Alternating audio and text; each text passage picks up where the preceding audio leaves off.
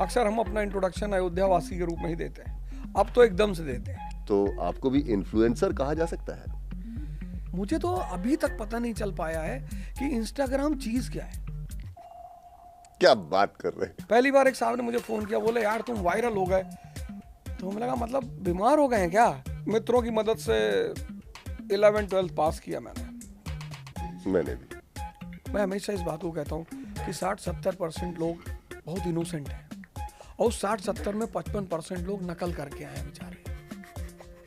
आप हिंसा और सेक्स की बजाय अगर आप पंचायत सीरीज देख लो तो आपको कितना नॉलेज गेन होगा उससे। फेवरेट कैरेक्टर कौन सा है आपका पंचायत में? वैसे तो इमोशनली मैं प्रहलाद चा से बड़ा अटैच हूँ। अच्छा, हिंदुओं के साथ क्या दिक्कत हो गई? बोले मुसलमान भैया लूट रहे हैं आपको। वो बेचारे खुद ही परेशान है मुसलमान। एक नेता जी हमको फोन किए, गए यार मैं एक जगह डिस्कशन में बैठा हूँ, जीडीपी का फुल फॉर्म क्या है? कबीर स्कूल नहीं गए पर वो बुद्ध से कम महान नहीं है। गाड़ी चला रहे हैं, पीछे लिख रखा महाकाल। एक हाथ मार दो दोबारा सांस ऊपर ना आए। सर मेरी गर्लफ्रेंड मुझसे बात नहीं कर रही है। मैं कहता हूँ मेरी वाली से कर ले। स्त्री और भगवान इनको बस एक चीज पसंद है, पावर। कि सेक्स करने के ऐसे भी हैं तरीके। अंबानीज वेडिंग में आपको इनवाइट नहीं किया? अरे हमको कहाँ अंबानी जी इनवाइट करेंगे, हालांकि मैं उनसे कम नहीं हूँ। एक ने तो कहा अवैध हो जाए ये अवध की जगह। यही सवाल श्री कृष्ण से भीष्म पितामह ने पूछा था। या हमको बाणों की सैया पे मत सुनाइएगा। नहीं। झाड़ियों के पत्ते गिनता नहीं, रोज रोज काम करके मैं थकता नहीं। ये समाज जितना भी कह ले मुझको, मैं डीट किसके बाप की भी सुनता नहीं। तुम करते रहो अपने सपनों को फील, मैंने बैठे सजा दी महफिल। गुड इवनिंग, वेलकम, नमस्ते, नमस्कार, गुड नाइट। पता नहीं किस दुनिया में और किस जगह पे, किस लैटिट्यूड लॉन्गिट्यूड पे आप मुझे देख रहे होंगे। मैं अपना थोबड़ा तो हमेशा आपके पास ले आता हूँ अनकट विद अनंत पे, और साथ में कुछ ऐसे चेहरे होते हैं जिनको आप देखते नहीं थकते। ऐसे ही एक गेस्ट आज भी हैं हमारे साथ, अवध ओझा जी। ओझा जी हमारे यहाँ किसी और चीज़ को कहते हैं, तो आपको कैसे बोलूँ? सर बोलूँ, अवध जी बोलूँ, ओझा जी बोलूँ, या नहीं, आप कुछ भी बोलिए, ओझा जी बोलिए, सर बोलिए, जो आपको अच्छा लगे। जैसे आपने कहा कि आप किसी लैटिट्यूड पे देख रहे हो तो आप जिस पे चाहें उस पे मुझे संबोधित कर सकते हैं। ये जो सोशल मीडिया में हर जगह हम तो ज़बरदस्ती छाने की कोशिश करते हैं, आप जो अपने आप छाए हुए हैं, तो आपको भी इन्फ्लुएंसर कहा जा सकता है? आज की टर्मिनोलॉजी में तो बिल्कुल कहा जा सकता है, क्योंकि जितने लोगों के पास एक लिमिटेड लोगों से ज़्यादा फॉलोअर्स होते हैं तो उन्हें इन्फ्लुएंसर ही कहा जाता है। तो सोशल मीडिया की टर्मिनोलॉजी में हम लोग एक इन्फ्लुएंसर के लेवल पे तो आते ही हैं। तो अच्छा लगता है या लगता है कि नहीं यार, लोगों की जिंदगियां वैसे इन्फ्लुएंस करते हैं, ना कि इंस्टाग्राम और रील्स के थ्रू? नहीं, मैंने जानबूझ के आज भी इंस्टाग्राम, यूट्यूब, फेसबुक, मैं किसी पर एक्टिव नहीं होता। वो तो कोरोना के टाइम पे जब मैंने क्लासेस लेनी शुरू की तो मैं वायरल होना शुरू हुआ। पहली बार एक साहब ने मुझे फ़ोन किया, बोले यार तुम वायरल हो गए। तो मुझे लगा मतलब बीमार हो गए हैं क्या, क्योंकि हमारे यहाँ वायरल का मतलब फीवर होता है। Viral fever? हाँ, तो हमें लगा यार वायरल हो गए तो क्या हुआ। तो पता चला साहब कि आपको लोग सोशल मीडिया पे देख रहे हैं। हमने कहा इससे कौन सी बड़ी बात है, हो गए होंगे वायरल। मुझे ये नहीं पता था कि वायरल कितना इंपॉर्टेंट चीज़ होती है। फिर वो लगातार होते रहे, जो भी कोई कहे भैया वायरल हो गए, इस मुद्दे पे वायरल हो गए। और कभी कभी वो वायरल फीवर से ज़्यादा खतरनाक होता चला गया। कभी कभी लोग दुखी भी हुए कुछ मुद्दों पे कि ऐसा नहीं बोलना चाहिए था। तो मैंने वो कोई सोच समझ के नहीं किया था, बट वो शायद कोरोना के टाइम पे जो मैंने प्रोग्राम्स किए, नौजवान क्रांति चलाए, वो उसका परिणाम था। पर अब अच्छा लगता है। तो इस बारे में ज़रा फिर से बात करेंगे, आपके सोशल मीडिया प्रेजेंस के बारे में। लेकिन इस धरती पे जो आपका प्रेजेंस, ये कहाँ से बचपन शुरू हुआ, कहाँ पहुँचे? इलाहाबाद की बातें आप करते हैं, ज़रा बताइए। मेरा जन्म तो गोंडा में हुआ, एक शहर है यूपी में, अयोध्या के पास। अक्सर हम अपना इंट्रोडक्शन अयोध्या वासी के रूप में ही देते हैं, अब तो एकदम से देते हैं। अच्छा। और अब देते हैं तो लोग प्रणाम भी करते हैं कि अरे भैया राम की नगरी से आए। तो वहाँ मेरा जन्म हुआ। उसके बाद मैंने अपनी स्कूलिंग वहीं की, फातिमा इंटर कॉलेज, ओएसिस है वो डेजर्ट में। मतलब हम वहाँ पढ़े, बाहर के टीचर थे, उन्होंने बहुत अच्छा पढ़ाया। मैं तो नहीं पढ़ा, मुझे पढ़ने का शौक नहीं था, या आप ये कह सकते हैं कि मुझे पढ़ाई शायद समझ में उस वक्त नहीं आती थी। मैं ये नहीं जान पाता था कि पढ़ना क्यों है, या सिर्फ पढ़े पढ़े लिखे लिखे नहीं। हाँ, पढ़े नहीं, तो मुझे ये नहीं समझ में आता कि क्यों पढ़ना है। जैसे आज मुझे ये समझ में आता है कि क्यों पढ़ना है। तो जैसे मेरी माता जी थी, बोलती थी पढ़ोगे नहीं तो बर्बाद हो जाओगे। तो मेरे पिताजी कहते थे कि बेटा ऐसा नहीं है, जो लोग नहीं पढ़े लिखे वो राजा बने, पढ़ोगे लिखोगे बनोगे नवाब, खेलोगे कूदोगे हो गए खराब। तो पिताजी उल्टा बोलते थे। अच्छा। कहते थे ये सब दिन का मत है, नौकरी करोगे जिंदगी भर, खत्म हो जाओगे, सब टेंशन मत लेना, आराम से रहो। खैर इस पशु पेश में पढ़ता रहा, बढ़ता रहा, और मित्रों की मदद से 11th-12th पास किया मैंने भी। मेरे पूरे मित्रों का योगदान रहा उसमें, उनकी मदद से मैंने हमने पास तो 2 बार ही 12th पास किया। और अच्छा हमने एक बार किया, हालांकि दूसरे की संभावना थी, मेरा कंपार्टमेंट आ गया था केमिस्ट्री में। हम तो इम्प्रूवमेंट वाले थे। अच्छा अच्छा कंपार्टमेंट आया क्यों? इतनी सुबह 6 बजे शराब पी ली। हालांकि वो जो हमारा चपरासी था पंडित जी, उसने मुझसे कहा कि भैया अवध भैया शाम को पी ले। मैंने कहा ये 12वीं की बात है। 12वीं की बात। पंडित जी हमारे यहाँ थे फातिमा इंटर कॉलेज में, तो उन्होंने हमें रोका, कहा अवध भैया भैया हाय। अरे मैंने कहा चुप, तो थोड़ा सा तुम भी लगाओ। कहा नहीं नहीं, अरे भैया, कहा भैया परीक्षा दे दीजिए। अरे मैंने कहा पंडित कैसी बातें कर रहे हो, परीक्षा है, कुंभ का मेला 12 साल में थोड़ी ना आएगा। तो इतना ज्यादा, वो खाली पेट था, स्ट्राइक मार गया, अंदर गए बेहोश हो गए। अब जब हम ही नहीं लिख पा रहे तो खैर किसी तरह लेटे वहाँ बैठे बैठे रहे, और एग्ज़ाम ओवर हो गया। तो उसमें कंपार्टमेंट आया केमिस्ट्री में, कानपुर में परीक्षा दी उसकी, कोई देवता आया था मुझे पास करा के गया। वो जहाँ भी बेचारा बैठा हो, जिसने भी कंपार्टमेंट दिया होगा केमिस्ट्री में, उसको मैं यहाँ से हाथ, मतलब कभी ज़िंदगी में जिसने केमिस्ट्री के कंपार्टमेंट में किसी लड़के सिगरेट मांग के पी और वो खुद टॉप, वो भी इम्प्रूवमेंट देने आया था। अच्छा। हाँ वो इम्प्रूवमेंट वाला लड़का था। मैंने कहा यार तुम क्या देने हो? कहा मैं इम्प्रूवमेंट देने आया। मैंने कहा ये क्या होता है? कहा यार मेरे मार्क्स बहुत कम है, 76 मार्क्स हैं केमिस्ट्री में। अरे मैंने कहा भैया हम 2 पास हो जाते हैं। तो खैर इंटर किया, फिर वहाँ से मैं गया किसान डिग्री कॉलेज बहराइच में। वहाँ रहे 3-4 महीने, पर डेस्टिनी कुछ और ही थी। तो मैं पहुँचा इलाहाबाद यूनिवर्सिटी पहुँचा, और वो मेरे जीवन का एक बहुत इम्पॉर्टेंट निर्णायक मोड़ है वहाँ। क्योंकि जब मैं इलाहाबाद यूनिवर्सिटी पहुँचा तो मुझे जो टीचर्स मिले वहाँ, और टीचर्स के साथ सीनियर्स, आज मैं बार बार लड़कों से यही बात कहता हूँ कि यार कुछ करना ना करना अपनी संगत पर ज़रूर ध्यान देना। क्योंकि टीचर्स तो थे ही, पर प्लस जो संगत थी, मतलब हर आदमी वहाँ एक गोल के साथ बैठा हुआ था, किताब पढ़ने का शौकीन था। जैसे फॉर एग्जांपल हमारे एक सीनियर हैं, तो हमसे बोले कि अरे पंडित जी कम से कम जिंदगी में वैशाली की नगर वधू तो पढ़ लो,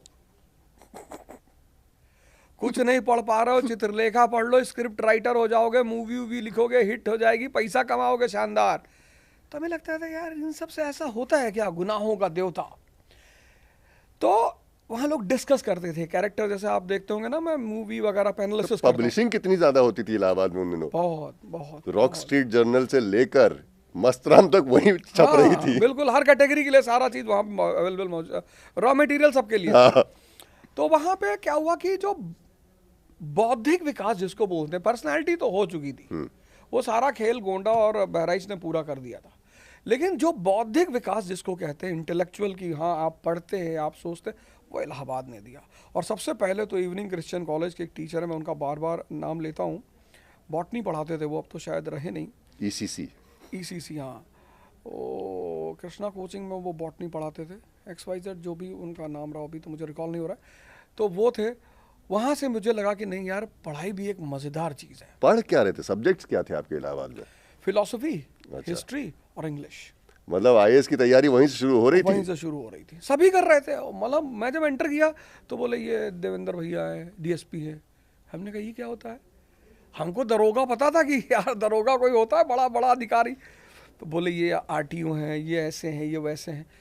तो वहाँ जाकर, और फिर मेरे जो सीनियर्स थे जैसे विनोद जायसवाल हैं और कई सारे लोग हैं, वहाँ मैंने लोगों को पढ़ते देखा, डिस्कस करते देखा वहाँ कोई, और वो डिस्कशन इतनी मज़ेदार होती थी, जैसे कटरा चौराहा बाटा समोसे खाते हुए छोटे वाले, और वहाँ पे पप्पू चाय वाले की दुकान और बाटा का शोरूम, और वहाँ बैठकर इजराइल पैलेस्टीन, हमको लगे यार ये पैलेस्टीन कोई गाँव वाँव है क्या? हम चुपचाप बैठे रहते थे। हम कहा यार क्या खेल चल रहा है भैया, ये क्या है पैलेस्टीन? तो बताए लोग ये, तुम बस चुपचाप सुनो। तो वहाँ पे जो सीनियर्स बात करते थे, डिस्कस करते थे, अगर आज IAS के जो एस्पिरेंट्स हैं, अगर वो इस विधा को वापस रिपीट ले आए तो इन्हें कोचिंग की डिपेंडेंसी बहुत कम हो जाएगी। की। पहले जैसे स्मृति और स्तुति वाला हिसाब किताब था ना। एग्जैक्टली। आज ये जो लोग लड़के फ्रस्ट्रेट हैं, परेशान हैं कि साहब हम पढ़ाई करते हैं, हम तैयारी करते हैं, हमारा सिलेक्शन नहीं होता, क्योंकि सबसे बड़ी चीज़ मिसिंग है, इन लोगों ने डिबेट करना छोड़ दिया है। आप जब डिबेट करते हो तो रिकॉल होती हैं चीज़ें, डाइजेस्ट होती हैं चीज़ें। वहाँ से फिर बाहर निकले, फिर मैंने DU का एग्ज़ाम दिया, MA का। मैं दिल्ली पहुँचा, जाकिर हुसैन कॉलेज में मेरा एडमिशन हुआ। तो पर चूँकि तैयारी इतनी ज़्यादा बढ़ चुकी थी कि फिर मैं क्लासेस अटेंड नहीं कर पाया, तो खैर उस वहाँ से मैंने छोड़ा। पर ओवरऑल UPSC की जर्नी जब आई तो मतलब मैं भी एक बात मानता हूँ कि अगर संभव है, नहीं है फिर तो कोई बात नहीं, और अगर गोल भी नहीं है तो भी कोई बात नहीं, लेकिन अगर संभव है तो व्यक्ति को एक बार IAS की तैयारी करनी चाहिए। उसका जो, क्योंकि उसकी मैं वजह बताऊँ तो क्यों करनी चाहिए। एक्चुअली ह्यूमैनिटीज़ क्या है ना, वो व्यक्ति को जीवन का पर्सपेक्टिव देता है। अगर मैं हिस्ट्री नहीं पढ़ता तो मुझे लगता कि यार honesty is the best policy, पर हिस्ट्री पढ़ने के बाद मुझे पता चला कि देखो, एक आपका व्यवहारिक जीवन है, एक आपका आदर्श वाला जीवन है। क्लाइव अगर इस पॉलिसी को मानता तो ईस्ट इंडिया कंपनी अपना एम्पायर यहाँ पर कभी नहीं बना पाती। बिस्मार्क अगर इस पॉलिसी को मानता तो फिर जर्मनी कभी नेशन बन ही नहीं पाता। अगर अब्राहम लिंकन इस पॉलिसी को मानता कि ऑनेस्टी, तो फिर सिविल वॉर को वो कभी अंग्रेजों को भगा नहीं पाता कभी। करेक्ट।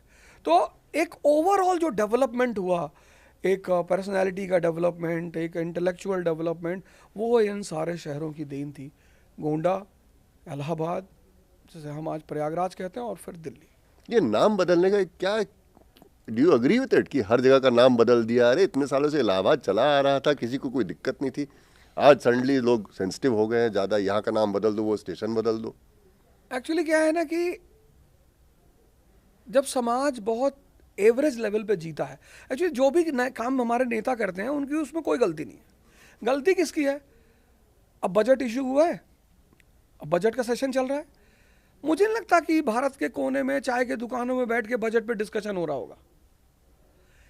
जिस देश की प्रजा को ये नहीं पता है कि वो प्रजा नहीं है, वो राजा है, we the people of India solemnly resolve, वो अगर अपने प्रतिनिधि को बोलेंगे, हम मेंबर ऑफ पार्लियामेंट बोलते हैं, वो जो मेंबर ऑफ पार्लियामेंट है वो अपने राजा से कुछ बात करने की कोशिश ही नहीं करता। उसको पता है मेरा राजा बेहोश है, राजा नाच रहा है। अमेरिका 1787 में पैदा हुआ, 1947 तक अमेरिका दुनिया का मनी लेंडर बन गया। सिर्फ 3 काम पे उसने ध्यान दिया, एजुकेशन, इंफ्रास्ट्रक्चर, टेक्नोलॉजी, इंडस्ट्रियलाइजेशन, 4 चीज़ों पे, और आज अमेरिका पावर है। और एक उनकी बहुत बढ़िया बात, pursuit of happiness. Pursuit of happiness, और 4 चीज़ों पे उन्होंने ध्यान दिया। बेसिकली मैं उसे 3 ही कहता हूँ, एनर्जी, एजुकेशन, टेक्नोलॉजी। क्योंकि जब उन्होंने हिस्ट्री पढ़ा तो पूरे ह्यूमन डेवलपमेंट जो है वो टेक्नोलॉजी का ही तो खेल है भाई। आर्यंस पूरी दुनिया में जीतते रहे एक समय पर, क्योंकि व्हील थी, वो भी स्पाइक्ड व्हील थी उनके पास, स्पीड था उनके पास, घोड़ा था। तो जिसके पास टेक्नोलॉजी होगा वो राज करेगा।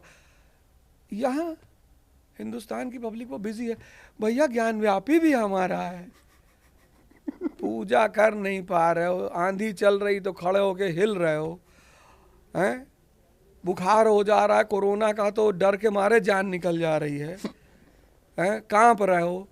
और मैं सबसे बड़ी मजेदार बात इस देश में, अगर आपको कोई एक बार मारेगा तो आप अलर्ट हो जाओगे, दोबारा मारेगा आप अलर्ट हो जाओगे। यहाँ बार बार मार खाए, महमूद गजनी मारा, तैमूर मारा, नादिर शाह मारा, गजनी, घोरी, अब्दाली मारा, रॉबर्ट क्लाइव इतनी बुरी तरह मारा, पैंट कच्चा सब उतार लिया, भैया हमको लूट लिया भैया। अरे तो कभी अपनी कमी पे भी चर्चा करो। और जब तक नहीं सीखोगे जिंदगी वही सबक सिखाती रहेगी। बिल्कुल भाई, एक नेता के अंदर जो आपका लीडर बनने जा रहा है उसके अंदर आप क्या क्वालिटीज देखेंगे, उसका विजन क्या है, वो आपको कहाँ ले जाना चाहता है। आप उससे पूछिए तो मुझे कहाँ ले जाना चाहते हो, क्या बनाओगे मेरा future.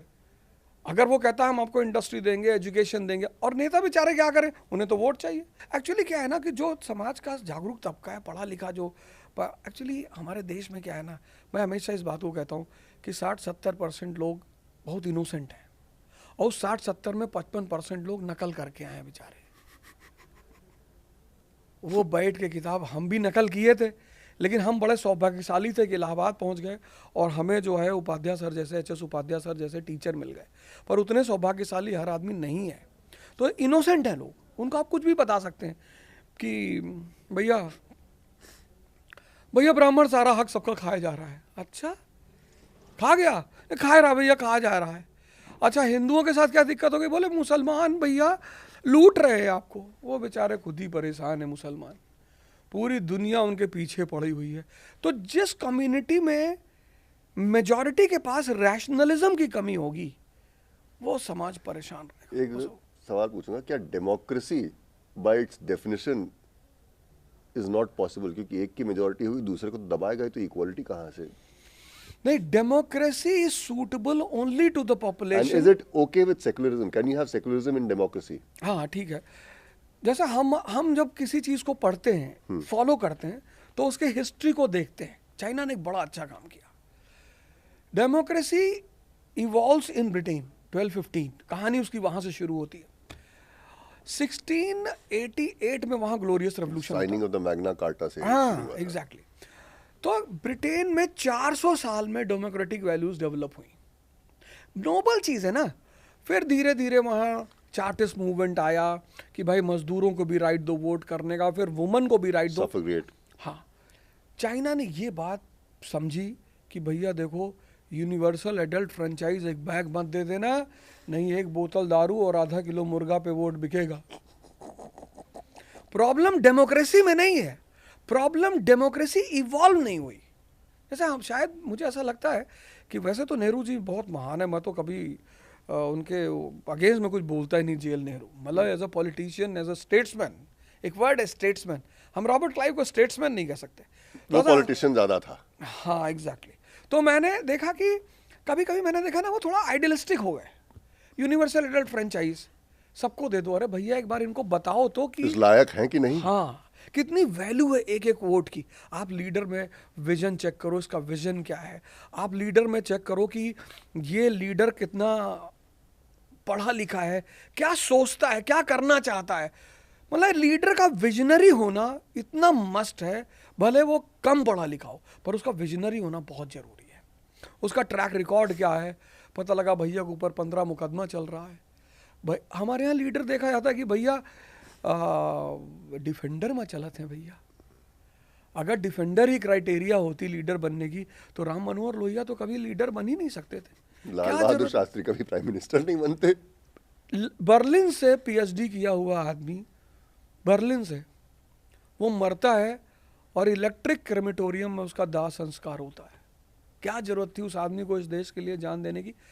Secularism is a concept which has to be understood again by entire population.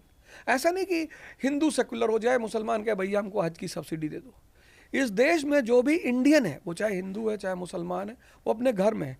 जब वो बाहर निकलेगा तो उसकी एक ही डिमांड होगी, हिंदू मुसलमान सिख दलित ब्राह्मण सब बाहर रोड पे इंडियन है, और उनकी एक ही डिमांड होगी, रोटी कपड़ा मकान नौकरी इंडस्ट्रियलाइजेशन एट्सेट्रा।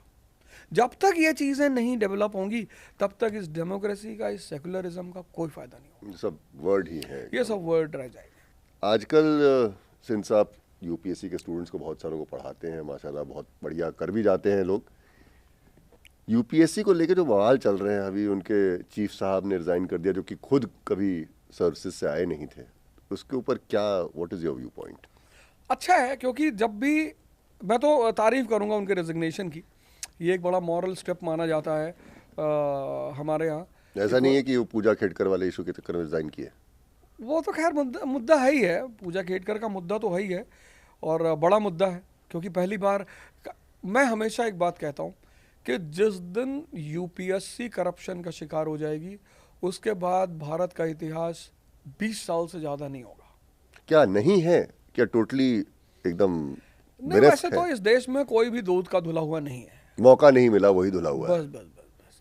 फिर ये जो रिजर्वेशन के क्राइटेरियाज होते हैं, इसमें इतने लूप होल्स होते हैं। जैसे कि फिजिकल डिसेबिलिटी है, वो कहते हैं 40% होना चाहिए। अब जिसने मेडिकल पढ़ रखा है वो सिस्टम घुमा देगा, वो सिस्टम घुमा देगा। आम आदमी को तो पता ही नहीं चलेगा क्या हो रहा है। जैसे जिस फील्ड का आदमी जानकार है, मुझे तो अभी तक पता नहीं चल पाया है कि इंस्टाग्राम चीज़ क्या है। क्या बात कर रहे हैं? अभी तक। मतलब हमसे जब लोग कहते हैं आपका इंस्टाग्राम अकाउंट है, अरे मैंने कहा यार ऑफिशियली लोगों ने ऑफिस में बना रखा है, मेरा अपना पर्सनल कोई नहीं, जबकि मेरे नाम पे हजारों इंस्टाग्राम के वो चल रहे हैं। और क्या क्या लिखते रहते हैं? हाँ, पता है नहीं क्या क्या बनाते रहे। एक कहता है अगर इनकी बातें 20% भी फॉलो कर लो तो आईएएस तो पता नहीं, एफआईआर जरूर हो जाएगा तुम पे। चक्कर क्या होता है कि आज का मसाला का युग है। हाँ। मैंने एक लॉ इवॉल्व किया, 10 ईयर लॉ। हर 10 साल पे जिंदगी के चैलेंजेस बदल जाते हैं। 17 साल तक हर व्यक्ति का जीवन है, उसके बाद उसके जीवन में वो बदलता नहीं है। हाँ, उसके बाद जो चुनौतियां शुरू होती, या 17 ईयर्स पे आपके सामने माँ बाप की चुनौती खड़ी हो जाती कि भैया कुछ कर लो, भैया परिवार के नाम इज्जत बचा लो, हाथ जोड़ते पढ़ हाँ, लो, भैया नौकरी, भैया भैया कुछ, वहाँ से आपके ऊपर प्रेशर बिल्डअप होता है। अब तो मैं देख रहा हूँ, हमारे ज़माने में तब भी ठीक था, अब तो मैं देखता हूँ पेरेंट्स नर्सरी के बच्चों को प्रेशराइज कर रहे हैं। अभी इंदौर में एक 7th क्लास की लड़की ने बिल्डिंग से कूदकर सुसाइड कर लिया, 15-20 दिन पहले की बात है। 27 में आपके ऊपर फ्रेंड्स का प्रेशर हो जाता है कि वह फलाने और कनाडा में रह रहे हैं और 2 करोड़ का पैकेज है। 37 में आपके ऊपर वाइफ और बच्चों का कि वो देखो पड़ोस वाले वो कर लिए, ये घर ले लिए, हाँ, हम ये छोटे घर में। श्रीवास्तव की बीवी देख रहा हो 80,000 की साड़ी पहन के आई थी, और ये गई थी 6,000 का पहन के। 47 में आपके ऊपर सोसाइटी का दबाव हो जाता है कि भैया बेटीवा की शादी कब करोगे, और 57 में आपके ऊपर रिटायरमेंट का दबाव हो जाता है। उसके बाद अगर आप मोदी जितने पावरफुल हैं तो आपके पास 140 करोड़ का परिवार होगा, नहीं तो आप वृद्धाश्रम में जाएंगे। और पहले किसी के नाम संपत्ति कर मत देना, नहीं तो ठोकर मार देंगे। तो ये जो 10 ईयर लॉ मैंने इवॉल्व किया है, मैं ये कहना चाहता हूं भाई कि जिंदगी में अगर आपके नाम एफआईआर नहीं है तो जीवन तो भारत में व्यर्थ चला ही गया, उसमें तो कोई दो राय है ही नहीं। भले ही नामजद कराया गया झूठे आरोप में, पर वो अलग बात है। अगर आप अंदर से युद्ध की क्षमता नहीं रखेंगे, भगवान कृष्ण क्यों सरवाइव किए इस कंट्री में, बुद्ध क्यों नहीं सरवाइव किए? क्योंकि गलत कंट्री में थे, वो चक्र नहीं लिए हुए थे, सिर्फ बोलते रहे ध्यान करो, भगा दिए सब इस कंट्री से। कैरेट और स्टिक में सिर्फ एक ही था उनके पास। लेकिन कृष्ण सरवाइव किए क्योंकि उनको पता था कि अगर गाली दोगे, सुदामा शिशुपाल लॉ, कि अगर आप सुदामा की तरह प्रेम से हमसे मिलेंगे हो तो सुदामा, तो दूध अपनी आंसू से तुम्हारा पैर धुलेंगे, लेकिन अगर बदतमीजी किए तो मारेंगे, और घर दौड़ा कर मारेंगे, और बहुत मार मारेंगे। तो अगर आपका लड़के आते मेरे पास कहते हैं साहब सर मुझे सर पसीना आता है sir, anxiety, depression, panic attacks हो रहे हैं। हाँ सर मेरी गर्लफ्रेंड मुझसे बात नहीं कर रही है। मैं कहता हूँ मेरी वाली से कर ले, मैं दूं नंबर बाहर वाला, इंडिया वाला दूं। अरे आप कैसी बातें कर रहे हो? स्त्री और भगवान, इनको बस एक चीज पसंद है, पावर। उनको दूसरी चीज पसंद ही नहीं। तो भगवान रावण को दर्शन देता, कहते राक्षस कुल का था तो, पर पावर भी तो है सर काटने का। वो सुबह जाके घंटी नहीं सिर हिला रहा है, उसके अंदर आंतरिक शक्ति है, सर चढ़ा दे रहा है, तब भगवान शंकर आके दे रहे। तो आज का जो युवा है, जैसे वो थोड़ा सा चैलेंज फेस करता है, रात भर रील स्क्रॉल करता है, डूम स्क्रॉलिंग। तो मैं उससे ये कहता हूं कि बाबूजी लड़ना भी सीख लो। अब लड़ने भाई सीखने का मतलब ये नहीं कि जिसके ऊपर उठाए तान दिए, हारना भी सीखना जरूरी है। अब गन, अगर हारना तो बहुत प्यारी चीज है, हारने पे आपको पता चलता है कि अपना कौन है, कितना प्यारा लॉ है हारने का। और हारना आपको बहुत, यही इंडिया टीम जो वर्ल्ड कप हारी, गरियाया सब, और रोहित शर्मा दिन भर ऐसा करता है, ऐड करता रहता है, फलाना करता रहता, वही रोहित शर्मा 2020 का वर्ल्ड कप लेकर आया। क्या जो है हार्दिक पांड्या के लिए क्या श्लोक पढ़े जा रहे, वही बाउंड्री लाइन पे गरिया रहे थे, वही बाउंड्री लाइन पे खड़े होकर गाली दे रहे थे। तो मैं चाहता हूं कि इस युवा का, जो हमारे देश का युवा बड़ा हो रहा है, उसका व्यक्तित्व स्ट्रांग हो, मजबूत हो, वो कृष्ण की तरह युद्ध भी कर सके और वो कृष्ण की तरह गीता का ज्ञान भी दे सके। ये कहना है मेरा। उसमें जो हमारे भाई लोग हैं, मेरे शुभचिंतक हैं, वो कहते हैं भैया इनको पढ़ोगे तो एफआईआर हो जाएगा। एक ने तो कहा अवैध हो जाए ये अवैध की जगह। मैंने एक दो लोगों को, जब मेरे तो अपने लोग हैं, अभी रिसेंटली एक इंसिडेंट हुई, एक साहब ने कुछ लिखा तो उनका फ़ोन नंबर, एक मेरा स्टूडेंट है आईपीएस, उसने भेज दिया, कहा साहब इनका ये नंबर, उनको मैंने फ़ोन किया, मैंने कहा और बाबू सर नमस्कार सर, हमने कहा हाल है, हमने कहा हमारा तो कैरियर ख़त्म है, तुम वहीं से दूसरा शुरू करेंगे, मैं माँ कसम खा रहा हूँ सर ऐसे ही किया था। जब बुराई करते हो तब उसको फेस करने की हिम्मत भी तो रखो। ये कहीं ऐसा तो नहीं लग रहा कि आजकल लोगों ने, बच्चों ने, स्पेशली यंगर जनरेशन ने खेलना कूदना थोड़ा कम कर दिया है, तो मार कुटाई, हारना, हार के फिर उठ के खेलना, ये कहीं वो फैक्टर यहाँ गायब तो नहीं हो गया इनका? आज की जनरेशन में बहुसंख्यक लोग अंदर से बहुत खोखले हो गए हैं। मतलब बाहर से उन्होंने, हो सकता है राडो की वॉच पहन रखी हो, रोलेक्स पहन रखा हो, एसिक्स का जूता पहन रखा हो, रैंगलर की जीन्स पहन रखी हो, पर अंदर से इतने खोखले होते, पेशेंस है ही नहीं ना। तो जब पेशेंस है ही नहीं, आप अच्छा आप तो इस वर्ल्ड से जुड़े हो, आप एक कंट्रोवर्शियल बात डालो, फिर उसकी रीच देखो 24 घंटे के अंदर। वही ढंग की बात डाल दो, कोई नहीं पूछेगा। मतलब आप एक गीता का श्लोक डिफाइन करके डाल दो, 40 दिन बाद उस पर होगा 843 व्यूज। और एक आप कोई बात डाल दो कि सेक्स करने के ऐसे भी हैं तरीके, 24 घंटे में 9 मिलियन व्यूज। तो ये फैक्ट है, सबसे फास्टेस्ट मेंबर्स बने थे एक पॉर्नहब करके है, 20 दिन के अंदर उन्होंने 100 मिलियन क्रॉस कर लिया था, 20 दिन of launch, 20th day of launch में। ठीक, वो भी ठीक है उसमें भी, लेकिन उससे भी तो बाहर निकलो। ये आपके कोचिंग सेंटर्स में जब लोग आते हैं तो एप्टीट्यूड आप देखते हैं, उसके बाद भर्ती करते हैं, या बाकी कोचिंग सेंटर्स की तरह की जो आए जमा करो? नहीं, अभी मेरी वो स्थिति नहीं है कि जो आए जमा करो। अभी जो मेरी स्थिति है, अवध ओझा क्लासेस जो मैंने लॉन्च की है दिल्ली में, उसमें मेरी स्थिति है कि मुझे एप्टीट्यूड, करोल बाग में सुना है मैंने। करोल बाग में है, पूसा रोड पे, कल्याण ज्वेलर्स के ऊपर। वहां मेरी स्थिति ये नहीं कि जो आए जमा करो, नहीं तो मैं फंस जाऊंगा। अभी मेरी स्थिति ये है कि मुझे एप्टीट्यूड चेक करना ही होता है, क्योंकि मेरा जो अगला बैच होगा वो रिजल्ट पे निर्भर करेगा, वर्ड ऑफ माउथ पे चलेगा फिर तो। हाँ, मेरा जो बैचेस अगला बनेगा, क्योंकि जो एस्टैब्लिश है जहां 20,000 25,000 लड़के, वहां मेजॉरिटी को लगता है कि हम ही बर्बाद हैं। लेकिन हमारा जो कैरियर है वो मेरे स्टूडेंट्सों पे निर्भर करता है।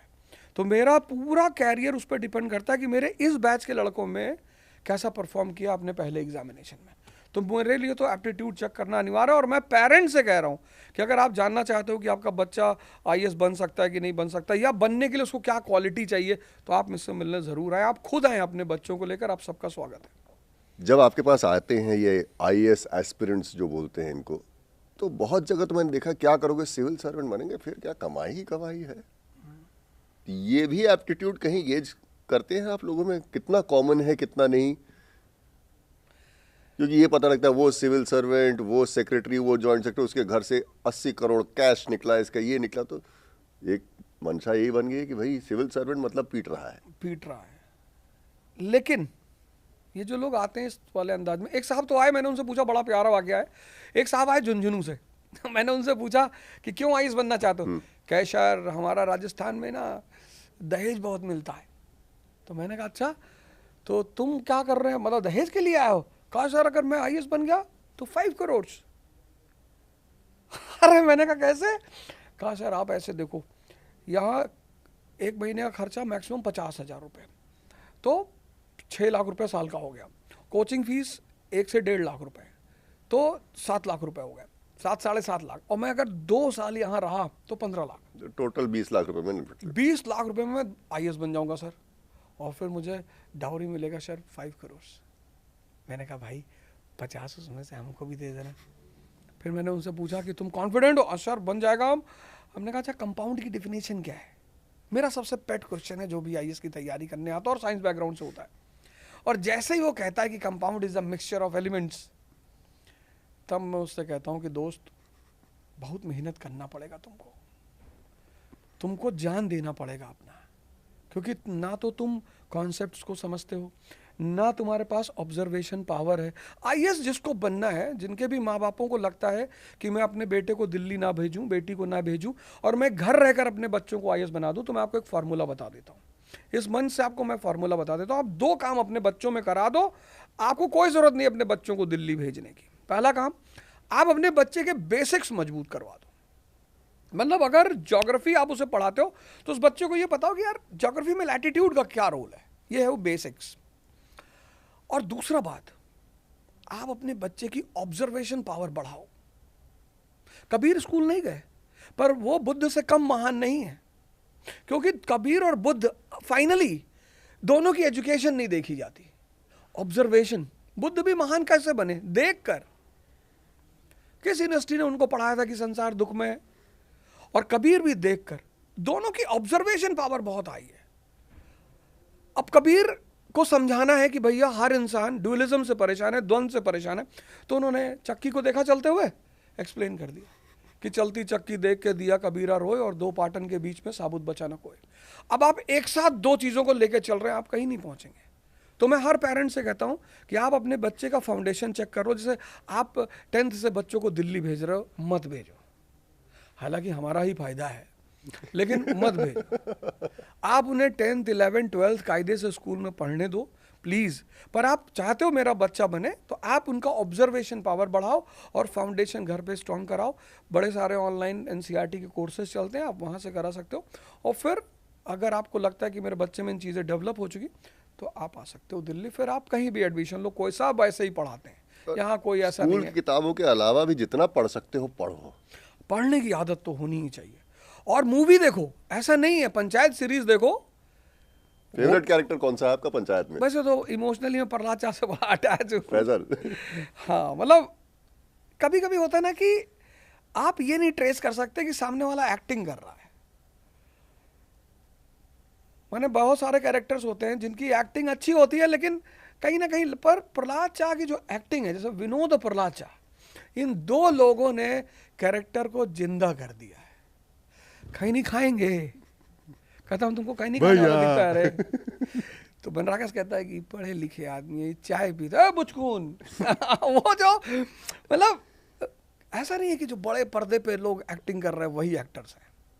और एक मतलब आपको लोकल सेल्फ गवर्नमेंट समझनी है, आपको विलेज लाइफ समझनी है, आपको प्रधान की ड्यूटी समझनी, आपको relation between a Pradhan and MLA समझना है, आपको पढ़ने की क्या ज़रूरत है? आप हिंसा और सेक्स की बजाय अगर आप पंचायत सीरीज देख लो तो आपको कितना नॉलेज गेन होगा उससे, कि आप वुमेन एम्पावरमेंट की आप कंडीशन देख सकते हो। रिजर्वेशन है उनके लिए, लेडीज के लिए, वहाँ पे रिजर्वेशन है लेडीज़ के लिए। फिर DM साहिबा कितना अच्छा काम करती हैं, जाके कहती हैं प्रधान जी चलिए जनगण मन गाइए, आज आप गाएंगी। DM का ये सब रोल है, वो रिप्रेजेंटेटिव है गवर्नमेंट का। तो ऐसा नहीं है, literature and movie are the mirror of the society.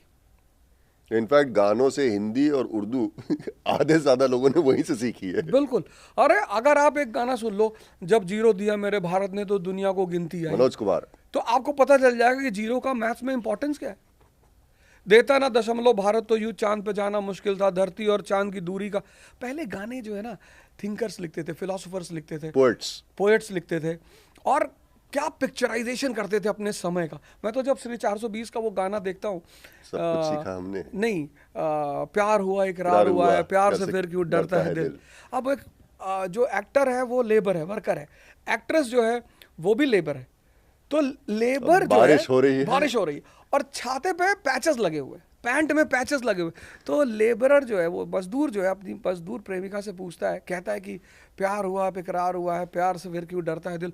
और वो क्या जवाब देती है, कहता है दिल रास्ता मुश्किल, कहता है दिल रास्ता मुश्किल, भिख मंगे हो तुम, मालूम नहीं कहाँ मंजिल है। भिख मंगे से प्यार करने के बाद मंजिल का ठिकाना, वो सब आपको सोचने पे मजबूर करते थे, बताते थे कैसे चीज़ों को किस एंगल से देखना है।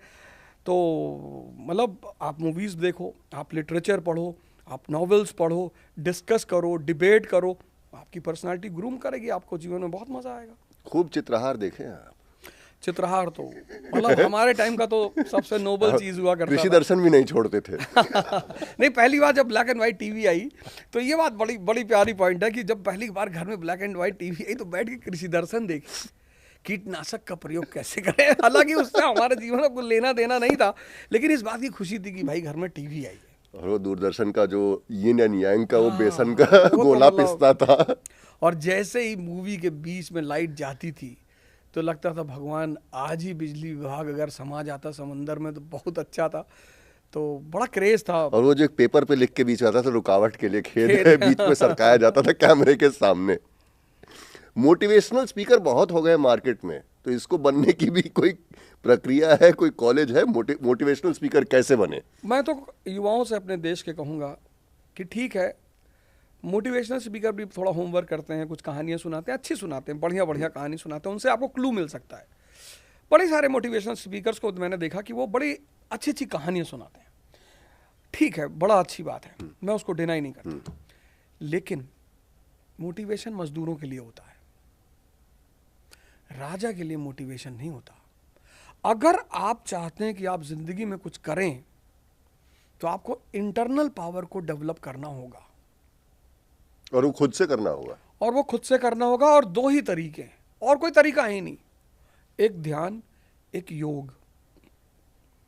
मोटिवेशन ठीक है, आप कुछ लोग आजकल मोटिवेशन सुनने के आदी हो गए। सेल्फ हेल्प बुक्स इतनी बिक रही हैं तो वही होगा। अमीर बनने के फॉर्मूले, 10 habits of a highly successful person.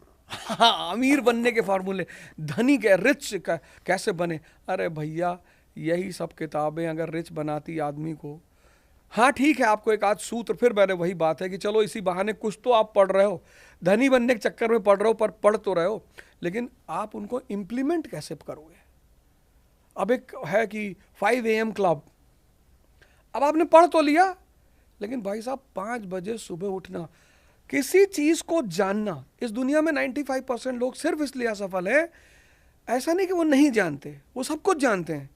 दुनिया में सबसे चैलेंजिंग काम है अच्छी जानकारी को इम्प्लीमेंट करना, नहीं, सही समय पे याद भी आना। हाँ, इम्प्लीमेंट करना। जैसे मैं, परिवर्तन तब तक नहीं होगा जब तक जीवन में कष्ट नहीं होगा, ये लॉ है।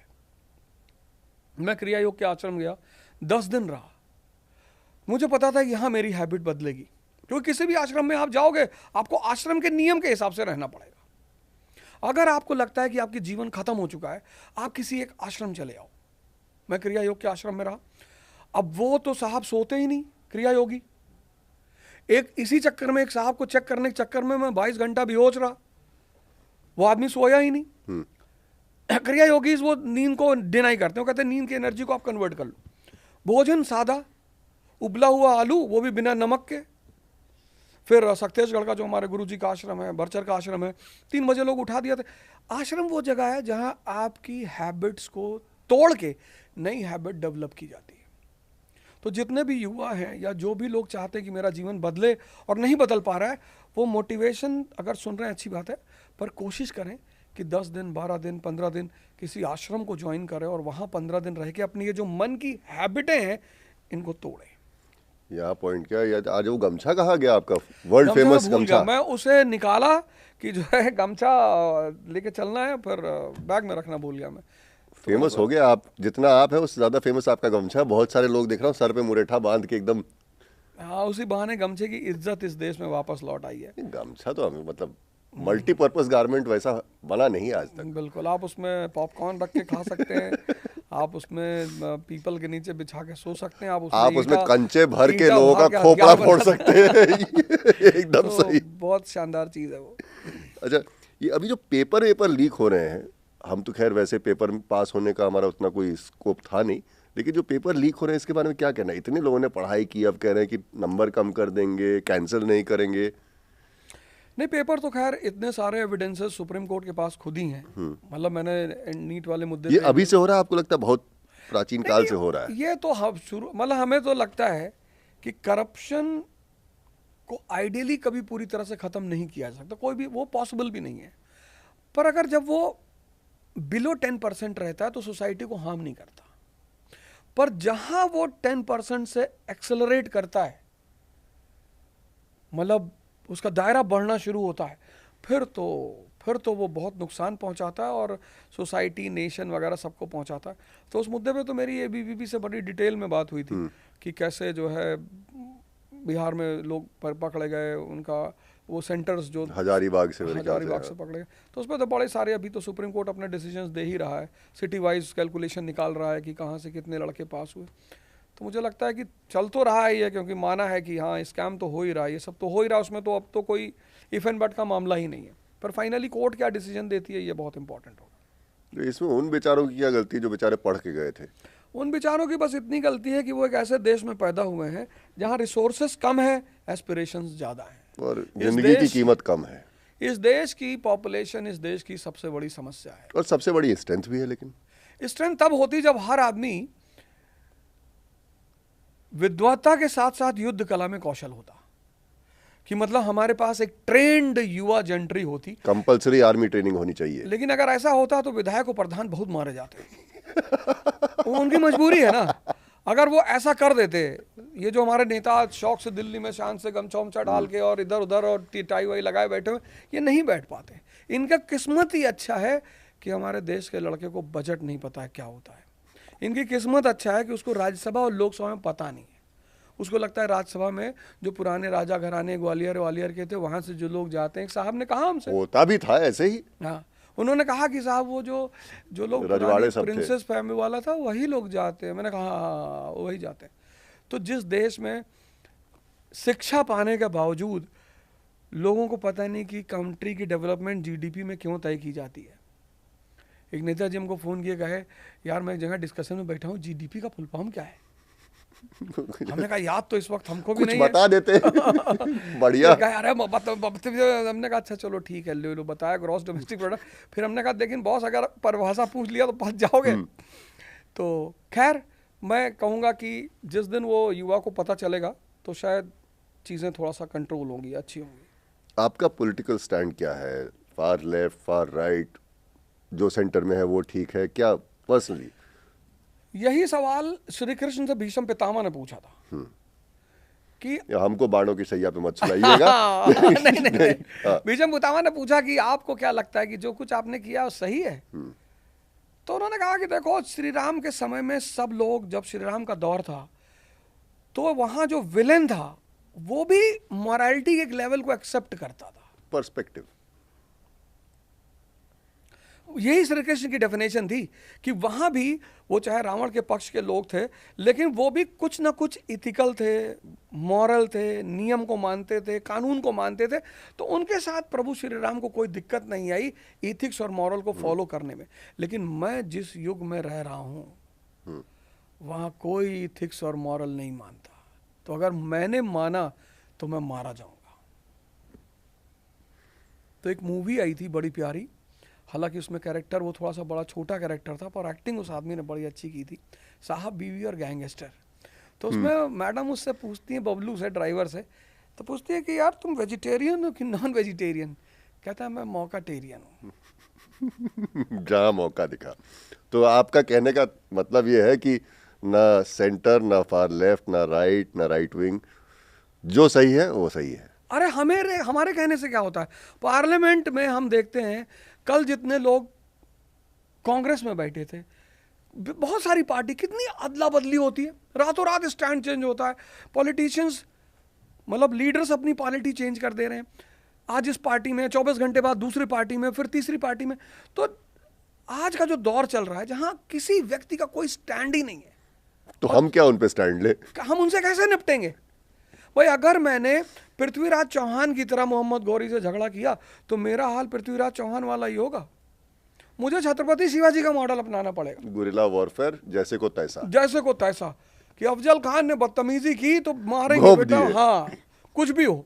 अगर हमने छत्रपति शिवाजी का मॉडल नहीं अपनाया तो हम फंस जाएंगे। दौर ऐसा चल रहा है। अंबानीज वेडिंग में आपको इनवाइट नहीं किया? अरे हमको कहाँ अंबानी जी इनवाइट करेंगे, हालांकि मैं उनसे कम नहीं हूँ। हाँ। क्योंकि पैसे और ज्ञान में हमेशा ज्ञान ज्यादा बड़ा माना गया है। लक्ष्मी और सरस्वती में सरस्वती को ऊपर दर्जा दिया गया है। बिल्कुल। तो ये बात अहंकार की नहीं है, गुरु के आशीर्वाद की बात है। और हो सकता है शायद उन्हें याद ना आया हो, पर उनकी इस विवाह जो फंक्शन था उससे बड़े सारे मैसेजेस गए। क्या सीखा आपने? मैं ये नेक्स्ट क्वेश्चन था।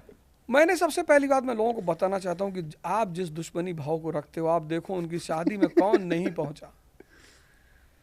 पैसा किसी को भी खरीद सकता है, पैसा किसी को भी दबाव में ले सकता है, कोई भी।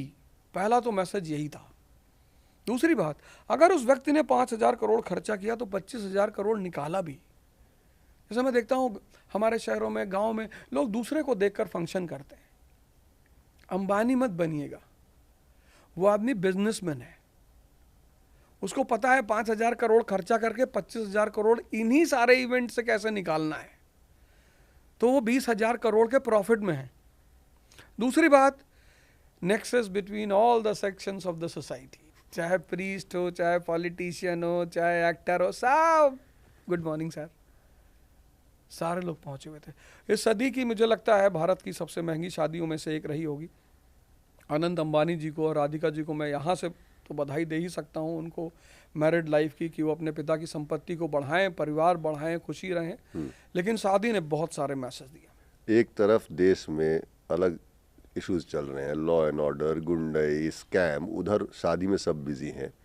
हमारे देश का लॉ एंड ऑर्डर कभी सुधरेगा क्या? कानून व्यवस्था यहाँ पे वही रहेगी? जिस देश में अपराध करना प्राइड माना जाता हो, आप लिख दो बाहर अभी एवीपी के ऑफिस में कि यहाँ थूकना मना है, लोग वहां थूक के सेल्फी बना के दिखाएंगे लोगों को, देखो थूक किया है कि देखे यहीं लिखे थे। जिस देश में कानून तोड़ने को एक अचीवमेंट माना जाता है कि भैया हेलमेट लगाने के लिए देखो हम बिना शहर में बिना हेलमेट लगाए घूमते हैं, तभी तो खुरुच के आते भी हो घर। हेलमेट तो सेफ्टी के लिए लगाए। आधे ज्यादा तो यहाँ कोनी पे हेलमेट लगाए घूम रहे होते, पता नहीं क्या है। पता है नहीं, यूसुफ है, हजरत यूसुफ हैं कि जो है वो नार्सिस जो कैरेक्टर है वो हैं। ऐसी क्या उनसे कि विवेकानंद है कि लोग आपको देखना चाहते हैं। भाई हेलमेट बनाया गया है आप, क्योंकि अगर आप गिरे, हल्की सी चोट आई तो आप निकल लिए। नहीं, कईयों का दिमाग घुटनों में या कोनी में होता है ना, तो इसलिए वहां लगाते हैं। हाँ, ये भी हो सकता है, ये भी हो सकता है। अब ये नियम कितना प्यारा है, पुलिस वालों को तो इसके लिए खड़ा ही नहीं होना चाहिए।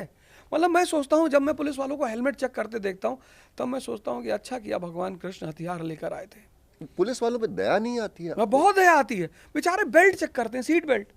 अरे लड़ जाओगे तो काट के इतने छोटे छोटे टुकड़े में निकाले जाओगे एक्सप्रेस वे पे।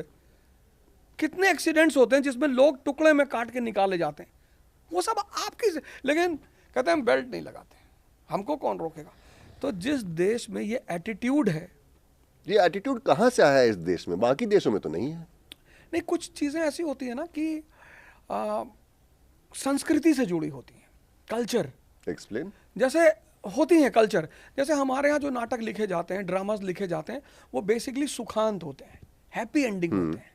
पर वेस्ट में ट्रेजेडी। हाँ, ट्रेजेडी होते हैं। तो ये हमारा कल्चर है। जैसे हमारे 1857 का रिवोल्ट हुआ तो हमने कहा कि द गदर ऑफ 1857। हमको भौकाल बहुत पसंद है। लेकिन जब वही घटना अमेरिका में घटी 1766, कितने लोग मर गए, भूखमरी होगी, बंगाल फैमिन, ये वो। अब अमेरिका की हिस्ट्री क्या कहती है? बॉस्टन टी पार्टी, क्या टर्म कॉइन करते हैं वो, कल्चर है ये। उनके यहाँ राजा का सर कलम कर दिया गया, गिलेटिन। उसको कहते हैं ग्लोरियस रेवोल्यूशन, रोज रेवोल्यूशन। क्या हमारे यहाँ अगर होता, कहते टर्म निकालते कि राजा को किया हलाक, बाप के भी बाप। न्यूज चैनल से साइन कर लो डील हेडलाइंस की। हाँ, मतलब पता नहीं यहाँ के लोगों को क्या मजा मिलता है, किसी का ऐड करते हैं, कहते हैं टायरों का बाप। हाँ। अरे भैया, सीमेंट का बाप। हाँ, सीमेंट का बाप। अरे यार, वो दरअसल साइक में घुसा हुई चीज है। गाड़ी चला रहे हैं, पीछे लिख रखा महाकाल, एक हाथ मार दो दोबारा सांस ऊपर ना आए। बस एक हाथ, मतलब कायदे से पुलिस वाला अगर एक हाथ मार दे, हाँ, तो दोबारा नहीं आएगी। पीछे लिखा रखा महाकाल। पता नहीं क्या खड़े होते हैं, इसे टेढ़ा करके इसे खड़े होते हैं, कौन से कहां से आए ये क्यों, कहां से हमारे कल्चर में क्यों, व्हाई इज इट कि हम किसके सामने बड़ा दिखना चाहते हैं? एक्चुअली एग्रीकल्चरल इकोनॉमी है, इंडिया इज एग्रीकल्चरल लैंड, और एग्रीकल्चर हमेशा बाहुबली के पास रहेगी। जो लैंड है वो शुरू से बाहुबली के पास रहेगी, और बाहुबली बनने के लिए आपको पावर दिखाना पड़ेगा। तो वो हमारी इस एग्रीकल्चरल इकोनॉमी की देन है। लैंड हमेशा ताकतवर आदमी के पास रहेगी। अब तो ये हो गई, लैंड बेचने के बाद भी वो बाहुबली बना रहता है, तभी तो मार खा रहे हैं। वो जो लैंड बेचने के बाद बाहुबली बने हुए हैं, इसीलिए मारे जा रहे हैं। कुछ जरा हमारे पॉलिटिकल स्टॉलवर्ड्स हैं, अखिलेश भैया हैं, इनके बारे में क्या लगता है आपको? अखिलेश भैया फ्यूचर हैं, मतलब जितने भी अभी कितना फ्यूचर, मतलब immediate future, future perfect, future continuous, कितने दूर जाना पड़ेगा? जैसे अखिलेश भैया ने एक बार साइकिल यात्रा की थी, हाँ, फिर करनी चाहिए इनको अपने पिताजी से, अपने चाचा जी से बहुत सारी चीज़ें सीखनी चाहिए, बाहर निकलना चाहिए। जनता मानती है कि आप यंग आदमी हैं। अभी बड़ा इन्होंने अपने आप को रिफॉर्म किया है। जैसे पिछले इलेक्शंस में मैंने देखा था कि थोड़ा सा आउटस्पोकन हो गए थे। जैसे सीएम रहे हैं ना, और सीएम को सीएम की भाषा बोलनी चाहिए। ए पुलिस, ए पुलिस, ऐसे नहीं है। जैसा कि कुंडा में कुंडी लगा देंगे, ये सब गलत बात है। आप ऐसा बोलिए, आपके शब्द, आप एक फॉर्मर से, आप किसी को कुछ मैसेज देना चाहते हैं तो आपकी भाषा में एक शालीनता और तो बकायदा अच्छी तालीम भी, आप पढ़ाई लिखाई। ऑस्ट्रेलिया से पढ़ के आए, आप कौन सा अवध ओझा इंटर कॉलेज से पढ़े हुए हैं? आप तो ऑस्ट्रेलिया से पढ़ के आए, तो थोड़ी नफासत तो आप में होनी चाहिए। और पब्लिक कनेक्ट, पब्लिक जब अपने राजा को चूसते हुए देखती, लड़ते हुए देखती, राहुल गांधी ने दिखाया नहीं, राहुल जी का प्री निकल गया, हमारे यहाँ कट ऑफ 95 जाता है, और बेचारे ने मेहनत। और मैं तो उनको कहना चाहूँगा कि पहली बार, हालांकि मैंने भी उनका कम मजाक नहीं उड़ाया है, मैंने भी बहुत उड़ाया है, लेकिन वही मजाक शायद उनके जीवन में दवा का काम किया होगा। इस दुनिया में उन्हीं लोगों ने राइज किया जिनका या तो मजाक उड़ाया गया या जिनकी बेइज्जती हुई, वो चाहे चाणक्य हो, चाहे डॉक्टर अंबेडकर हो, चाहे गांधी जी हो, सब। और 20 साल उस आदमी ने जो पप्पू सिंड्रोम झेला, और जब उस आदमी ने पार्लियामेंट में खड़े होकर कहा कि हाँ मैं पप्पू हूँ, तब मुझे लगा कि बिगाड़ लो। हाँ, मुझे लगा या तो आदमी निर्वाण की तरफ जा रहा है और फिर या मेंटल असाइलम जा रहा है। लेकिन जब उस आदमी ने दोनों कोना भारत का कवर किया और मेहनत किया, जनता ने रिजल्ट। अगला मेरा नाम वही था, राहुल, बोल ही दिया आपने। योगी जी, अपने बाबा जी। बाबा जी एक स्टर्न लीडर है, हार्डकोर, मतलब पढ़े लिखे तो हैं ही हैं। क्या लोग परेशान हो गए उनकी एकदम स्टर्न फैक्टर से? कुछ चीज़ें तो उनकी, मैं पर्सनली उनसे या मन से कहूँगा कि जैसे जब वो बुलडोज़र चलाते हैं तो मेरा मानना यह है कि उसमें थोड़ा सा रियायत ज़रूर दें, एकदम दें, क्योंकि घर बनाना, मैंने जब पहला घर बनाया तो मुझे एहसास हुआ कि घर बनाना कितनी बड़ी चीज़ होती है। ठीक है, मैं जानता हूँ 25 करोड़ एक अमेरिका को डील करते हैं वो, यूपी मतलब अमेरिका, और United states of America Bharat से 5 गुना बड़ा है, और वहाँ सिर्फ 30 करोड़ लोग हैं, और 30 करोड़ लोग के लमसम 25 करोड़ यूपी में है। तो मैं उनकी प्रॉब्लम समझता हूँ, क्योंकि वो जानते हैं कि, और वो भी ऐसे उजट। हाँ बिल्कुल बिल्कुल बिल्कुल, वो इतनी खतरनाक जनसंख्या को वो हैंडल करते हैं। तो मैं जानता हूँ उनको कठोर तो होना ही पड़ेगा, लेकिन कहीं कहीं उन्हें इवैल्यूएट जरूर करना चाहिए। मतलब एक बार जब वो डिसीजन लेते हैं बुलडोजर का, तो मुझे लगता है उनको इवैल्यूएट करना चाहिए कि यार यहाँ कंडीशन है या नहीं है। बाकी पर्यावरण पर वो काम कर रहे हैं, इन्वेस्टमेंट पर वो काम कर रहे हैं, इंफ्रास्ट्रक्चर पे वो काम कर रहे हैं, लॉ एंड ऑर्डर तो भैया उसमें कहने की कोई बात ही नहीं है। अगला नाम अपने केजरीवाल साहब। इनका समझ नहीं आया, पढ़े लिखे हैं, सिविल सर्वेंट भी रहे हैं, फिर ये तो फिर कैसे ना दोष दे सिविल सर्वेंट्स को लोग? कुछ ज़्यादा पढ़ लिए। इनकी एक ही दिक्कत है, पहली गलती, किसी भी व्यक्ति को जो उसके अच्छे सिपह सलार होते हैं उनको नहीं खोना चाहिए। मतलब इनके जो फाइटर्स थे, ओरिजिनल फाइटर्स, अन्ना मूवमेंट वाले लोग थे, उसमें बड़े सारे लोग थे जो इनको अब बहुत काम आते हैं। अगर 2-3 लोग उसके, अभी भी मैं आपसे कहूँ कुमार विश्वास जैसे जो लोग थे, अगर वो अभी भी इनके साथ रहे होते तो कम से कम 2 लाख आदमी को तो सड़क पे इनके लिए उतार ही देते। लेकिन इनको लगा कि तुम्हारा काम खत्म हो चुका है, और काम किसी का कभी खत्म नहीं होता। अपेंडिक्स बॉडी में पड़ी रहती है, अगर बिगड़ जाए तो ऑपरेशन करना पड़ता है। तो इन्होंने कुछ ज़्यादा ही दिखा दिया कि भैया मैं बहुत ज़्यादा वेकेंड हूँ। हालांकि ठीक है, ये भी बेचारे अपने दौर के मारे हुए हैं कि ये जिस युग में रह रहे हैं वो भी कृष्ण का ही युग है, तो इनको भी बहुत सारा दंश झेलना पड़ा, बड़ा सारा पेन बर्दाश्त करना पड़ा। तो मैं समझता हूँ जब ये अपनी बात को कहते हैं फिर उसको रिवर्ट करते हैं, तो मैं समझता हूँ कि इनकी बेचारे गलती नहीं है, तो युग का विश्लेषण है, वो तो करना पड़ेगा, लेकिन वो गलती उन्हें नहीं करनी चाहिए थी। और दूसरी बात ये थी कि मेरा जहाँ तक मानना था पर्सनली कि दिल्ली का सीएम उन्हें खुद नहीं बनना था। अगर वो 10 साल रुक जाते और वही जो शर्ट बाहर निकली है और चप्पल पहनने और गमछा बांध के प्रधान जी की तरह घूम रहे हैं, और तो 24 अरविंद केजरीवाल का था। वजह साहब, दिल्ली में सीएम होना चाहिए या जैसे पहले सिर्फ लेफ्टिनेंट गवर्नर होते थे और एडवाइजरी काउंसिल होती थी। नहीं, अगर हम टेरिटरी वाइज देखें हाँ। तो ठीक है, मतलब एक कैपिटल रीजन है और टेरिटरी लार्जर है तो सीएम ठीक है, चलेगा। और वो स्टेटहुड का दर्जा मांग ही रहते कि हमें स्टेटहुड दिया जाए, तो मतलब ठीक है, ऐसा नहीं है कि नहीं होना चाहिए, मेरे ख्याल से होना चाहिए सीएम दिल्ली। तो इतनी जो खींचातनी दोनों में लगी रहती है। अब चूंकि इसकी क्रूशियलिटी इतनी हाई है दिल्ली की, अगर पुलिस हम दिल्ली के सीएम को दे देते तो दिल्ली का सीएम आज बहुत पावरफुल होता। लेकिन वो तो नहीं है। हाँ, वो नहीं है। दरअसल पुलिस स्टेट सब्जेक्ट होता है ना, हाँ। और वो नहीं है, इसीलिए दिल्ली के विधायकों की कोई वैल्यू भी नहीं है। ऐसे जितनी वैल्यू हमारे तरफ विधायकों की है उतनी नहीं है यहाँ। 1952 के विधायक आज तक गाड़ी में लगा के घूम रहे होते उनके परिवार वाले, पूर्व विधायक। हाँ। तो वो चीज़ है। लेकिन ठीक है, धीरे धीरे अवेयरनेस बढ़ेगी तो चीज़ें चेंज होगी।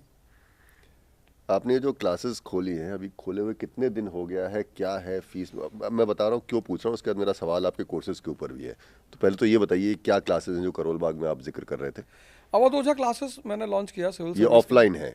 ऑफलाइन ऑनलाइन दोनों है, मतलब अच्छा। ऑफलाइन है और पूसा रोड है वहाँ पे कल्याण ज्वेलर्स करके, उसी के 3rd फ्लोर पे हमारी क्लासेस है।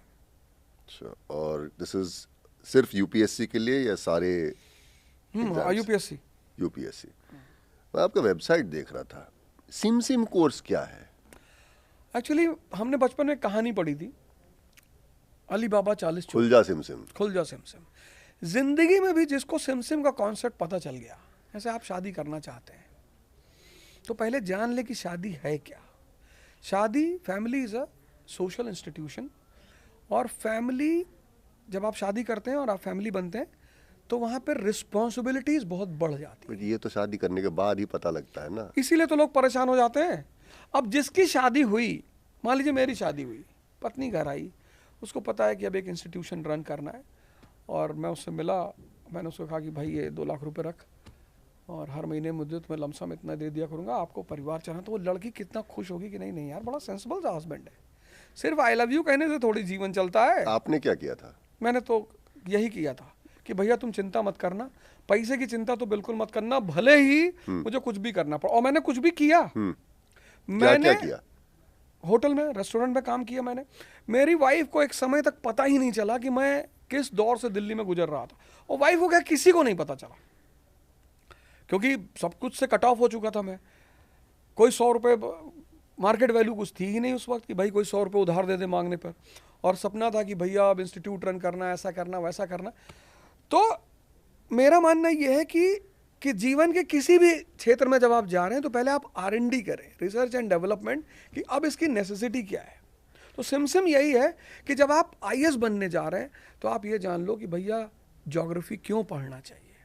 अगर आपको ज्योग्राफी नहीं आती तो आप तो सऊदी अरेबिया में जाके टाई की दुकान खोल दोगे और आप पड़ जाओगे घाटे में, क्योंकि टाई तो वहाँ का ड्रेस है नहीं। सर पे बांध लेंगे, वो सर पे बांध लेंगे, किसी को पकड़ के लटका देंगे उसमें, उनके वही काम आएगी वो। तो ज्योग्राफी जानना बहुत मस्ट है भाई। आप अगर ज्योग्राफी नहीं जानते हो, टेरेन नहीं जानते हो, इन्वेस्टमेंट अगर बिना ये सब समझे कर दोगे, भाई हमारे पास जितनी MNCs 91 के बाद आई, ज़्यादातर ने डेक्कन के उस पार का रीजन चुना, पूना चुना, हैदराबाद चुना, मद्रास चुना, बेंगलोर चुना। क्लाइमेट और terrain, ease of movement, infrastructure. तो ज्योग्राफी, इकोनॉमी क्यों पढ़ना है? अब जिसको आज की डेट में बैंकिंग नहीं पता, वो इंडस्ट्रियल रेवोल्यूशन को कैसे समझेगा? जब तक बैंकिंग नहीं पता होगी आप इंडस्ट्रियल रेवोल्यूशन को कभी समझ ही नहीं सकते।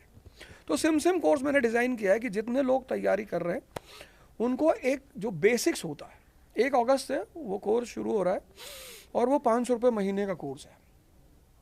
NCERT पढ़ाऊंगा मैं उसमें, प्लस उसमें जो करंट इश्यूज होते हैं, जैसे अभी मैं आचार्य रजनीश की किताब है सेक्स टू सुपर कॉन्शियस, संभोग से समाधि तक, कैसेट भी आती थी उसकी। हाँ, मैं उसको पढ़ाने जा रहा हूँ। अच्छा, मैं उसको पढ़ाने जा रहा हूँ कि क्योंकि वो आजकल मैं देख रहा हूँ लड़के बहुत परेशान हैं। ड्रॉप आउट बहुत होंगे, संभोग पे निकल लेंगे, समाधि तक पहुंचेंगे नहीं। नहीं, उनको जानना बहुत ज़रूरी है, क्योंकि ये एक इतना बड़ा मुद्दा है।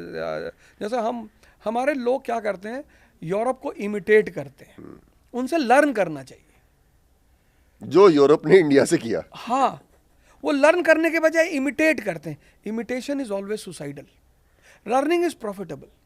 आप किसी से कोई चीज़ सीखते हैं तो बहुत अच्छी बात है। तो मैं सिमसिम के अंतर्गत यही करने जा रहा हूँ, करंट इश्यूज़।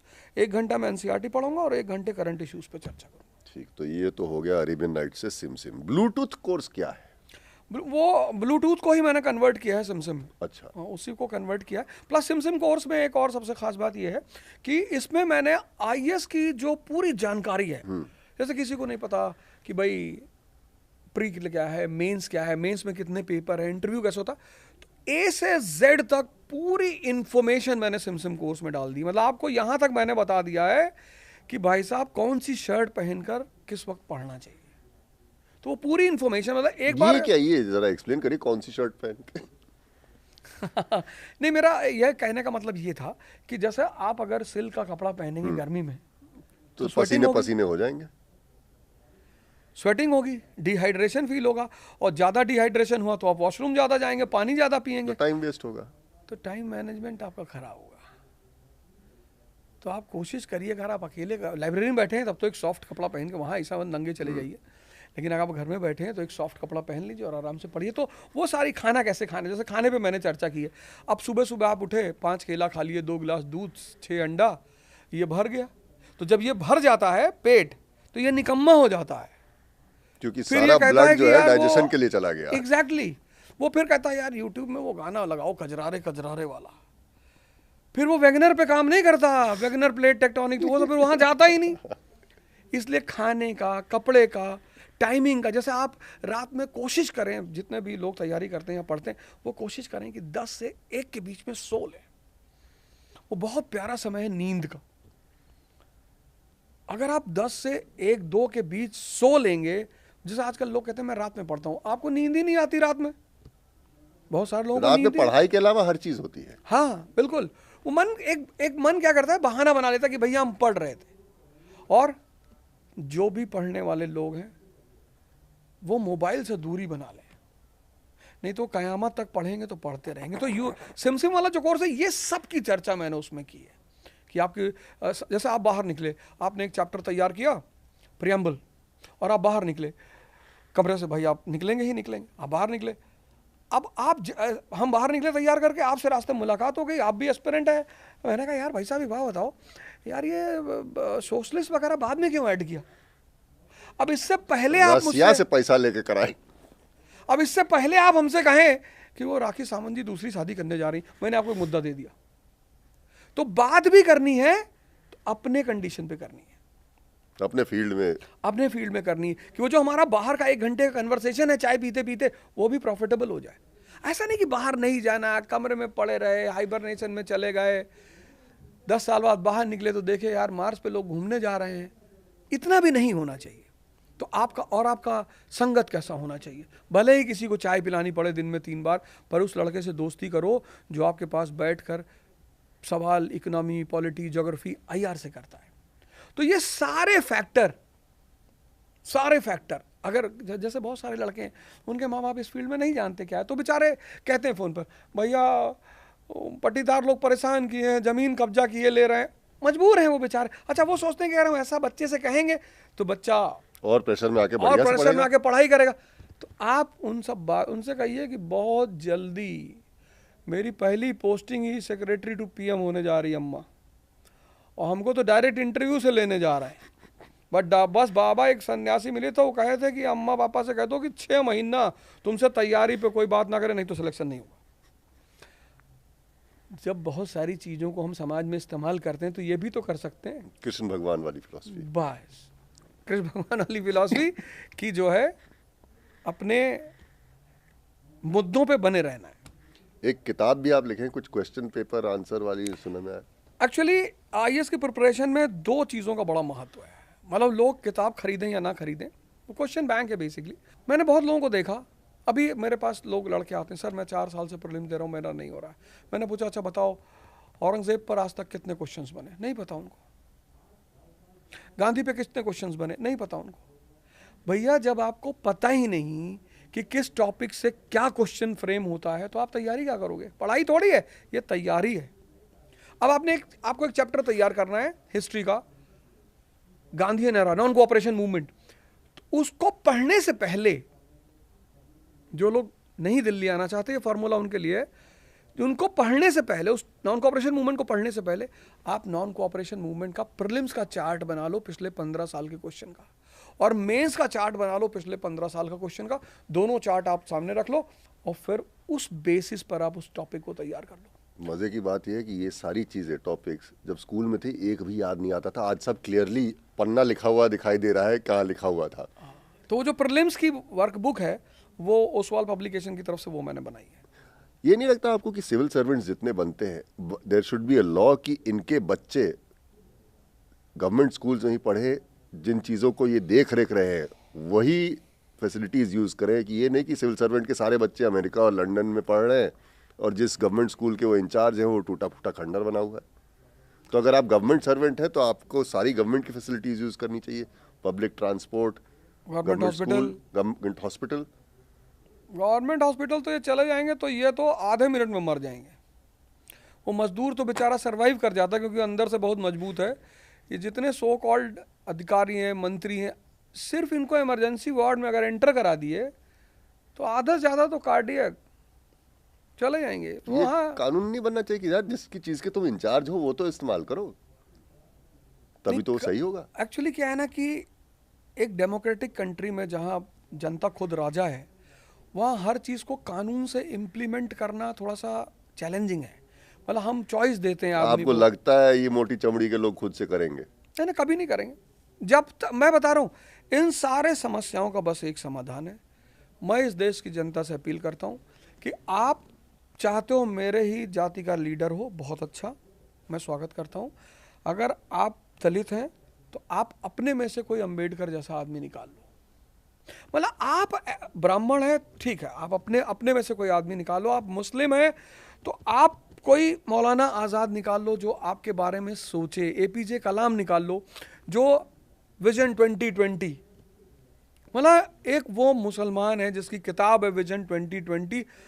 सिर्फ उस किताब को कोई बंदा पढ़ ले तो इंटरव्यू और मेंस का 30% सिलेबस उसका पूरा हो जाए। वो और विंग्स ऑफ फायर दोनों। हाँ, विजन 2020 इतनी प्यारी किताब है कि आपका ऐसे तो छूट ही नहीं सकता। क्या बात करता है वो आदमी पैलेओलिथिक एज से लेके टेक्नोलॉजी का रोल ह्यूमन एवोल्यूशन और डेवलपमेंट में। तो मैं कहता हूँ कि यार वो भी तो एक आदमी है ना जिसका फीस उसके स्कूल टीचर ने भरा। भाई वो स्कूल नहीं जा रहे थे तो नंबियार साहब आए उनसे पूछने कि भाई आपका बेटा स्कूल नहीं जा रहा। उनके फादर ने कहा कि साहब हमारा पास फीस जमा करने का पैसा नहीं। वो आदमी वहाँ से उठ के प्रेसिडेंट ऑफ इंडिया बन सकता है। जब तक इस देश की जनता अपने नेता का चुनाव अपने मन से नहीं करेगी, एक सिविल सोसाइटी के रूप में सब शहर में कॉन्स्टिट्यूएंसी में सब लोग बैठें, डिसाइड करें कि भैया हम तो इस आदमी को चुनेंगे इस बार, तब तक पॉलिटिकल पार्टियां अपना स्टैंड नहीं बदलेंगी।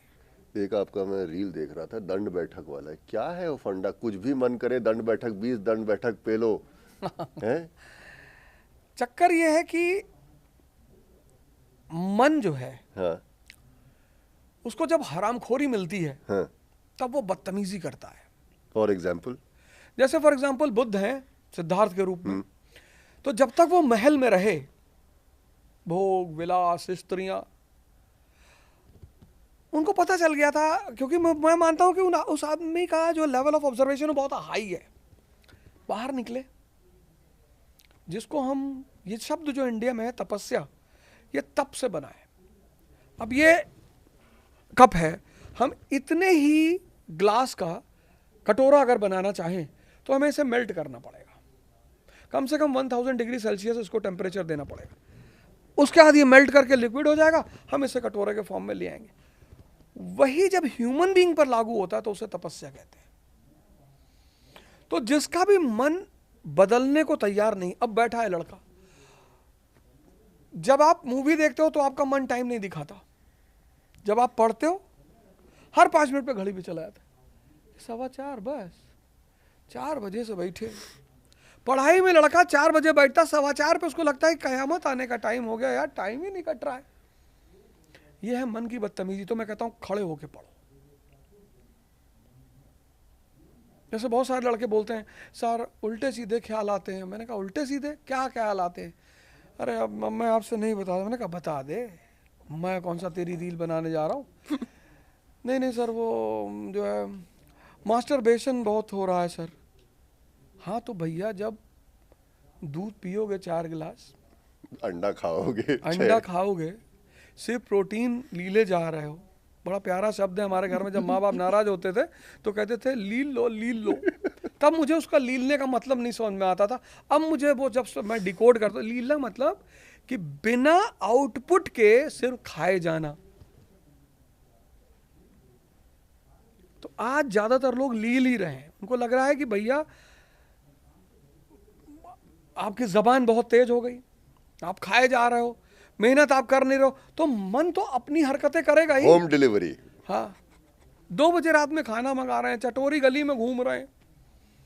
तो मैं कहता हूं कि जैसे ही तुम्हारे मन में भाई, आप किसी को पुलिस क्या करती है? भय ही तो पैदा करती है। अगर पुलिस भय ना पैदा करे तो डिपार्टमेंट कोलैप्स कर जाए। आपने अपने मन को कभी भय दिया ही नहीं। उसने आपसे कहा ये कर डालो, आपने कर डाला, वो निरंकुश हो गया है। अब वो अगर आपको विचार दे, आप 20 दंड बैठक मार दो। रिवॉर्ड एंड रिकग्निशन को सही तरीके से। अब जिस दिन आप 500 दंड बैठक मारने लगे, तो ये जो फॉरेनर्स कीगल एक्सरसाइज और फलाना एक्सरसाइज आपको सिखा रहे हैं, सारी पेल्विक सीधी हो जाएगी, सारी पेल्विक सीधी हो जाएगी और डिवोर्स रेट खत्म हो जाएगा। सबके रिप्रोडक्टिव ऑर्गन बढ़िया बन जाएंगे। कितने बढ़िया नोट पे हम ये इंटरव्यू एंड कर रहे हैं। और कितनी स्ट्रांग जनरेशन होगी। मतलब आदमी अगर आप शक्तिशाली नहीं है भाई, हम तो कहते हैं, मैं तो शंकर जी का एग्जांपल लेता हूँ, कामदेव को भस्म कर दे रहा हुआ आदमी। यहाँ लोग काम कह रहे हैं कि लिबिडो ही नहीं पैदा हो रहा है। मतलब 35 साल का आदमी डॉक्टर से जाके कह रहा है कि लिबिडो जनरेट नहीं हो रहा, और शंकर जी कामदेव को भस्म कर दे रहे हैं, कुबेर को पकड़ ला रहे हैं, जहर को पी ले रहे हैं। यहाँ आदमी एक गिलास प्योर दूध पी रहा है, उसको डायरिया हो रहा है। शिलाजीत ढूंढ रहे हैं, चट्टान। हाँ, मतलब शिलाजीत के चक्कर में कोयला वोयला खाए जा रहा हूँ, काली काला हो उसी तरह होता, उसको बांट के चपका रहे हैं लोग। तो लास्ट में मैं यही कहूँगा इस पॉडकास्ट में कि आप सही चीज़ों के पीछे जाएं, शक्ति के पीछे जाएं, संसार आपके पीछे खुद ब खुद आएगा। जय हिंद, जय Bharat. Thank you so much. Uncut with Anant पे अवध ओझा सर, मजा आ गया। हाँ भाई, कैमरा बंद करने से पहले बोल दूं, लाइक शेयर फॉलो सब्सक्राइब कर देना। इंक्रीमेंट नहीं हुई है इस साल।